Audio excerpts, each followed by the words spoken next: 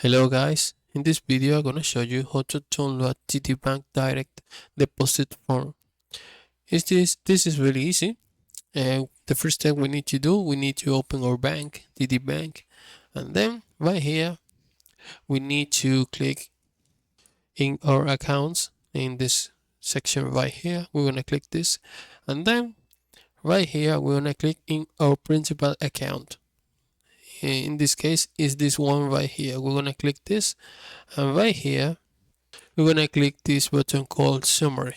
We're gonna click this, and in this section we're gonna see this option called direct deposit information. We're gonna click this button called view, and then right here we're gonna click this uh, button called create form, and there you go. You have your TD Bank direct deposit form. I hope this video was helpful. Please comment and subscribe.